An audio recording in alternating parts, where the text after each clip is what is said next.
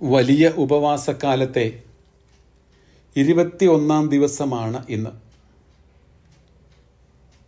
നോമ്പുകാലത്തു മാത്രമല്ല, എന്നെന്നും നമ്മിൽ വളരേണ്ടിയിരിക്കുന്ന ക്ഷമയെന്ന പുണ്യത്തെക്കുറിച്ചാണ് നാം ഇന്ന് ചിന്തിക്കുക. നാം എത്രയോ പ്രാവശ്യം പറഞ്ഞിട്ടുണ്ട്, ആർക്കെങ്കിലും ഒന്ന് ക്ഷമിക്കാമായിരുന്നില്ലേ? ഒന്ന് ക്ഷമിച്ചിരുന്നെങ്കിൽ ഈ വലിയ ദുരന്തം ഉണ്ടാകുമായിരുന്നില്ലല്ലോ. അതെ, ക്ഷമിക്കുക. പക്ഷെ അത് എത്ര എളുപ്പമുള്ള കാര്യമല്ല, ഒട്ടും എളുപ്പമുള്ള കാര്യമല്ല. ഈശോ അത് നമുക്ക് മനസ്സിലാക്കി തരുന്നുണ്ട്. ഈശോ അത് മനസ്സിലാക്കി തരുമ്പോൾ വളരെ എളുപ്പമുള്ള കാര്യമാണ് എന്നതാണ്.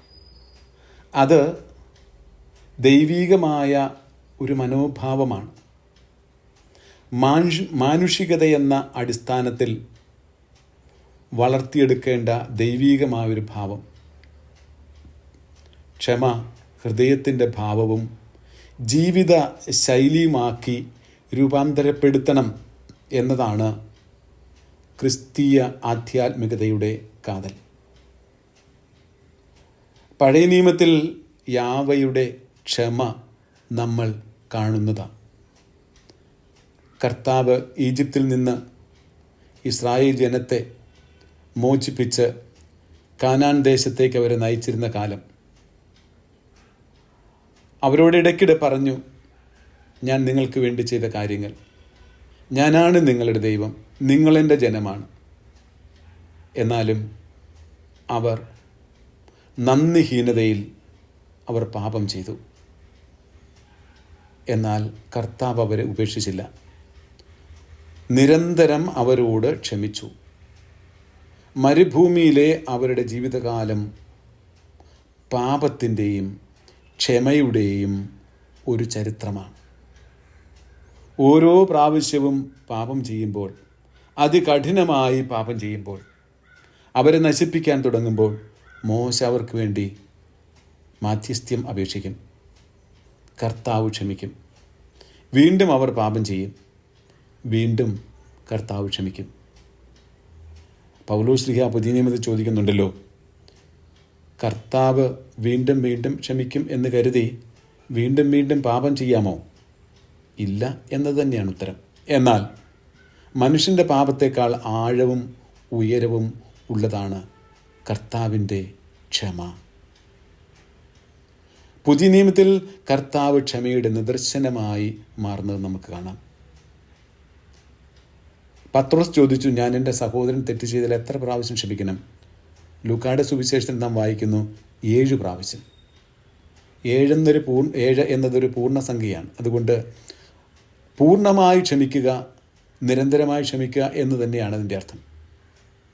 മത്തായിയുടെ സുവിശേഷത്തിലെ 18-ാമത്തെ അധ്യായത്തിൽ നാം വായിക്കുന്നുണ്ട്, എത്ര പ്രാവശ്യം ക്ഷമിക്കണം? അതിനുത്തരം പറയുന്നത് 70 പ്രാവശ്യം എന്നതാണ്. എന്ന് പറഞ്ഞാൽ 490 പ്രാവശ്യം എന്നല്ല, അതിരുകളില്ലാതെ ക്ഷമിക്കുക എന്നതാണ്. കർത്താവ് ഇക്കാര്യം പറഞ്ഞത് പഴയ നിയമത്തിലെ ഉൽപ്പത്തി പുസ്തകത്തിലെ 4-ാമത്തെ അധ്യായത്തിലെ 24-ാമത്തെ വാക്യത്തിൻ്റെ പശ്ചാത്തലത്തിലാണ്. ലാമക്ക് തൻ്റെ ഭാര്യമാരോട് പറയുന്നുണ്ട്, കായൻ്റെ പ്രതികാരം 7 ഇരട്ടിയെങ്കിൽ ലാമക്കിൻ്റെത് 77 ഇരട്ടിയായിരിക്കും. ഇതിൻ്റെ മറുവശമാണ് ഈശോ ആവശ്യപ്പെടുന്ന അതിരുകളില്ലാത്ത ക്ഷമ.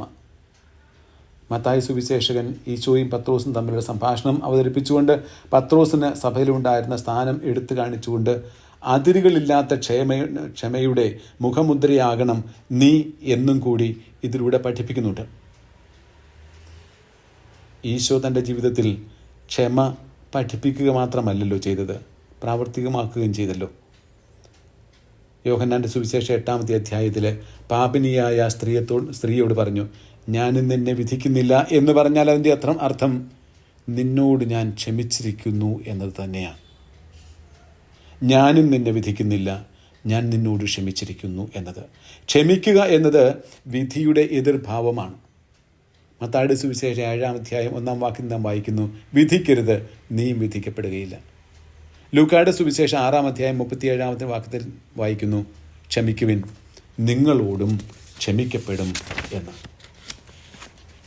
ക്ഷമ ജീവിത ശൈലിയായി മാറ്റുമ്പോൾ കർത്താവാണ് അതിൻ്റെ ഉറവിടം. കുരിശിൽ കർത്താവ് പറയുന്നുണ്ടല്ലോ, ലൂക്കായുടെ സുവിശേഷം 23:34, ഇവരോട് ക്ഷമിക്കണമേ എന്ന്. അതിൻ്റെ ഫലമാണല്ലോ നടപടി 7:60 നാം വായിക്കുന്നത്. എസ്തപ്പാനോസ് അദ്ദേഹത്തെ കല്ലെറിഞ്ഞ് കൊല്ലുന്നതിന് മുമ്പ്, മരിക്കുന്നതിന് തൊട്ട് മുമ്പ് പറഞ്ഞു, ഇവരുടെ പാപം ഇവരുടെ മേൽ ആരോപിക്കരുത്, അവരോട് അവൻ ക്ഷമിച്ചു. സഭയുടെ ചരിത്രത്തിൽ ഇത് വ്യക്തമായിട്ട് നമുക്ക് കാണാമല്ലോ. 11-ാം നൂറ്റാണ്ടിൽ ജീവിച്ചിരുന്ന ജോൺ ഗാൽബർട്ട് സഹോദര ഘാതകനോട് ക്ഷമിച്ച് അതിൻ്റെ ഫലമായി മാനസാന്തരവും രൂപാന്തരീകരണവും പുഷ്ടി പ്രാപിച്ച് രൂപാന്തരപ്പെട്ടതാണല്ലോ വല്ലംബ്രോസിൻ ബെനഡിക്റ്റൈൻ സന്യാസ സഭ.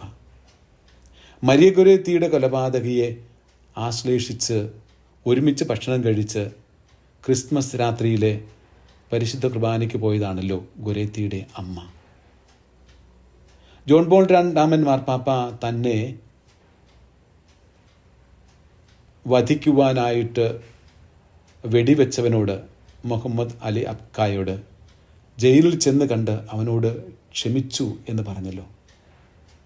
ഏറ്റവും പുതിയതല്ലേ നാം കേൾക്കുന്നത്, റാണി മരിയയുടെ അമ്മ സഹോദരി തൻ്റെ മകളുടെ ഘാതകനോടൊപ്പം ഒരുമിച്ചിരുന്ന് ഭക്ഷണം കഴിച്ചു, അവനെ സ്വീകരിച്ചു. ക്ഷമയുടെ ഇത്രയും വലിയ നിദർശനം എന്ന് പറയുന്നത് സത്യത്തിൽ അത് ഈശോയുടെ ക്ഷമയിൽ നിന്ന് സ്വീകരിച്ചിട്ടുള്ള ചൈതന്യം മാത്രമാണ്.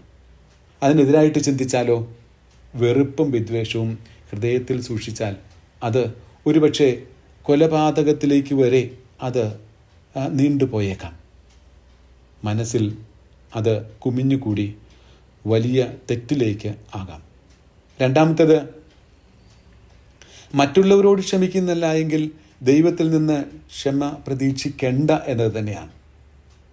കർത്താവ് പഠിപ്പിച്ച പ്രാർത്ഥനയിൽ നമ്മളതാണല്ലോ പ്രാർത്ഥിക്കുന്നത്, ഞങ്ങളുടെ കടക്കാരോട് ഞങ്ങൾ ക്ഷമിച്ചതുപോലെ ഞങ്ങളുടെ കടങ്ങളും പാപങ്ങളും ഞങ്ങളോട് ക്ഷമിക്കണമേ. ക്ഷമിച്ചെങ്കിൽ മാത്രമേ ക്ഷമയാചിക്കാൻ നമുക്ക് അവകാശമുള്ളൂ. മൂന്നാമത്തേത്, പ്രാർത്ഥന ഫലദായകമാകണമെങ്കിൽ നാം സഹോദരനോട് ക്ഷമിച്ചിരിക്കണം. മർക്കോസിൻ്റെ സുവിശേഷം 11:25 നാം വായിക്കുന്നുണ്ടല്ലോ, നിങ്ങൾ പ്രാർത്ഥിക്കുമ്പോൾ നിങ്ങൾക്ക് ആരോടെങ്കിലും എന്തെങ്കിലും വിരോധമുണ്ടെങ്കിൽ അത് ക്ഷമിക്കുക, തുടർന്ന് വന്ന് പ്രാർത്ഥിക്കുക എന്നതിൻ്റെ അർത്ഥം ക്ഷമിക്കുക തന്നെ. അത് യഥാർത്ഥത്തിൽ അതൊരു ദൈവീക ഭാവം, അത് പ്രാർത്ഥനയാണ്. നാലാമത്തേത്, വിദ്വേഷം എന്നത് ഒരു മാനസിക രോഗം പോലെയാണ്. തന്നിലേക്ക് ചുരുങ്ങി അപരനെ അകറ്റി ഞാനും എൻ്റേതും എന്നതായി കഴിയുന്നത് സത്യത്തിൽ അതൊരു മാനസിക രോഗം തന്നെയാണ്. ക്ഷമിക്കാത്തവന് ജീവിതത്തിൽ ഒരിക്കലും സന്തോഷം അനുഭവിക്കാൻ സാധിക്കുകയില്ല. അഞ്ചാമത്തേത്, വിദ്വേഷമുള്ളവൻ്റെ ബലിയർപ്പണത്തെക്കുറിച്ചാണ്. മത്തായിയുടെ സുവിശേഷം 5-ാമത്തെ അധ്യായം 23-24 വാക്യത്തിൽ നാം വായിക്കുന്നുണ്ടല്ലോ, നീ ബലിയർപ്പിക്കാനായി ബലിവേദിയിലേക്ക് പോകുമ്പോൾ നിൻ്റെ സഹോദരന് നിന്നോട് എന്തെങ്കിലും വെറുപ്പുണ്ട് എന്ന് നീ ഓർക്കുകയാൽ ആദ്യം ചെന്ന് അവനുമായി രമ്യപ്പെടുക. അത് രമ്യതയുടെ മാത്രം സുവിശേഷമല്ല, അവനോട് ക്ഷമിക്കുക എന്നും കൂടി അതിനർത്ഥം.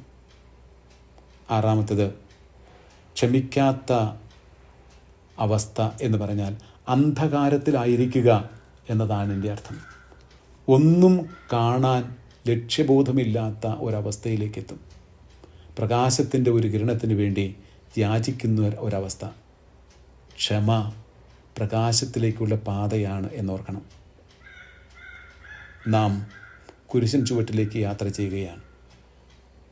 ശത്രുതയിലും വെറുപ്പിലുമായിരുന്നാൽ അവൻ്റെ കുരിശിൻ്റെ മുമ്പിലിരിക്കാൻ നമുക്ക് യോഗ്യതയില്ല. ക്ഷമയെക്കുറിച്ചാണ് ഈശോ പഠിപ്പിക്കുക. തന്നോട് ചെയ്ത എല്ലാത്തിനും കുരിശിൽ അവിടുന്ന് ക്ഷമ പറഞ്ഞു, ക്ഷമ യാചിച്ചു. ക്ഷമിക്കാൻ അവിടുന്ന് സന്നദ്ധനായി. കുരിശിൻ ചുവട്ടിലേക്ക് യാത്ര ചെയ്യുമ്പോൾ നമുക്ക് ഓർക്കാം, ക്ഷമ അത് കരുണയുടെ സഹോദരിയാണ്, സ്നേഹത്തിൻ്റെ പുത്രിയാണ്.